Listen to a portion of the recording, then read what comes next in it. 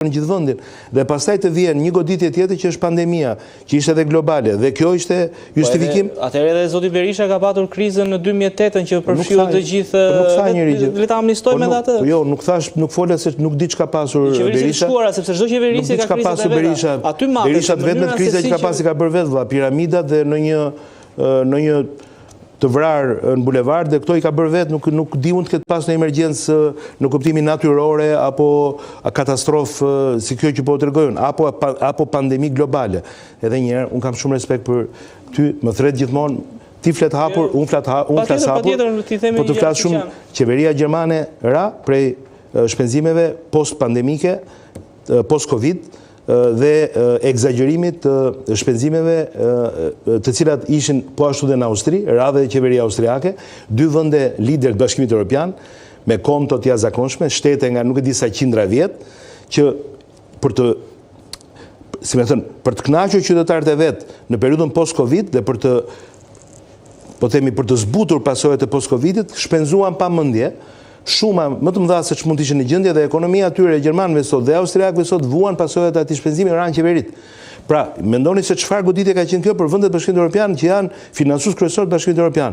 Çfarë prisni ju nga një vend si Shqipëria, me historinë tonë, me tranzicionin tonë, ne mos goditeshim nga pandemia, ne kemi dalë nga pandemia, nuk e di se si kemi dalë. Jo, por si jemi sot.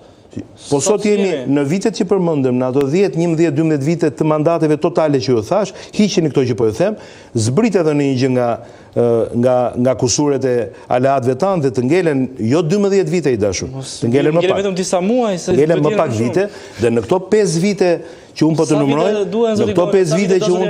nuk mund të zgjidhësh dot gjithë hallet e një tranzicioni problematik 35 vjeçar. Pra mos e merr me këtë drejt duke e parë politikën në tërësi. Po unë po them në raport me Partinë Socialiste, këtë po them. Okej, por këto nuk janë arsye për të patur, le të themi, pagën minimale më të fundit në rajon. Pra ne kemi pagën minimale sipas Eurostatit 405 euro. E kemi për vitin 2025, rezulton që Shqipëria është e fundit në Europë. Pra është e treta në rajon, megjithatë, unë nuk jam i lumtur me pagën minimale që ju përmendni, dhe unë nuk jam, dhe mi po kjo gjë duhet ta ndajmë të historinë, ne duhet të jemi shumë serioz në bisedë.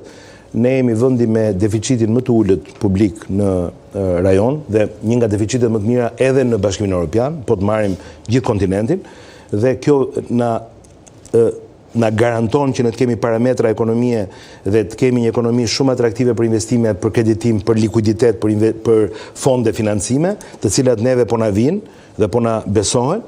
Nga ana tjetër ne kemi një nivel të taksave, pra taksimi tek ne është në nivelet më të ulta, jo vetëm në rajon, po edhe në Bashkimin Evropian, që është një tjetër anë shumë e mirë, sepse kjo afron investimet, investitorët, afron biznesin, pra kjo gjeneron shumë ekonomi që punson e jep e tjerë, dhe neve kemi zgjedhur këtë rrugë, dhe jo rrugën që të printojmë para, as rrugën tjetër që është të printojmë gënjeshtra, pra të gënjejmë. Nëse ne do dalim themi gjërat seriozisht, dhe duhet t'i ballafaqojmë faktet seriozisht, këto janë vërtet shifra që nuk janë kush e di se çfarë kur themi 400 apo kur themi 500 nga janari 2026, por janë shifra të një ekonomie që është sot në këmbë, që është duke bërë shumë mirë, që është e shëndetshme, nuk është e sëmurë.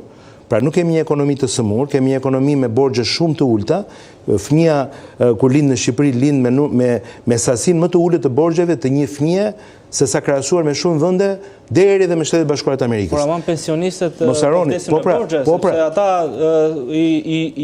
e ndjekin zotin Rama në televizor që thotë ne jemi mirë ekonomikisht, dhe në fund e kanë shumë të vështirë që të shplyen muajin me paratë që marrin. Por fatmirësisht janë shumë shtresë përgjegjshme, dhe e kuptojnë këtë që po themi, që pa u ngritur shtëpia e tëra në këmbë mirë dhe pa pasur një ekonomi shtëpia, nuk mundet dot brenda shtëpisë, sado që ne i detyrohemi atyre, si më thënë, nderin dhe respektin më të madh për shkak të asaj që ata kanë bërë për ne. Po edhe sa duhet ta besojnë Partinë Socialiste ata, sepse ata hedhin votën dhe pastaj kur shkojnë në supermarket e gjejnë sheqerin më të shtrenjtë, vajin më të shtrenjtë, orizin më të shtrenjtë, shportën më të shtrenjtë dhe pensionin më të ulët. Mua më bëhet shumë mirë që ti mbron interesin në këtë rast. Edhe ju e mbroni. Unë punoj për interesin publik dhe unë jam kundër merakut dhe shqetësimit që unë kam shumë të rëndësishme në punën time, se mbuloj sigurimin shoqëror dhe në punën time, e kam një nga prioritetet e ditës tjetës time, por po them që të ulesh deficitin e skemës pensioneve nga mbi 500 milion në vitit 2013 në më pak se 180 milion, kemi shkuar në 170 pak milion tani që flasim, është një deficit vjetor ky që po them, është kumulativ, pra do me thënë, kjo është çdo vit, nuk është se arrin ti paguash në lloj forme. Këto ja merr ekonomisë tënde çdo vit për të përballuar skemën e pensioneve që janë pagesa direkte, sepse pensionet janë çfarë ti mbledh nga kontributet, siç i merr direkt i paguan po këtë muaj të gjithë pensionistëve që ke. Shteti i vë pjesën tjetër sipër. Dhe pastaj pjesës sipër deficiteve, shteti vë dhe një 400 milion tjetër që jep kompensime, buka, energjia, kompensimet e ndryshme që kanë ata sociale. Të gjitha këto shteti që vë sipër i merren një themi buxheti shteti, i cili është i programuar dhe i cili është i racionuar me shumë kujdes brenda familjes. Një pjesë e mirë e tyre shkojnë për mbështetjen sociale, pastaj janë arsimi, shëndetësia, rendi, siguria, policët, punësuar, janë gjithë njerëzit e tjerë që janë dhe këto pagat e këtyre njerëzve të tjerë, se na duket sikur një minutë tani sepse ai jep atyre dhe nuk i jep tyre. Pagat e tyre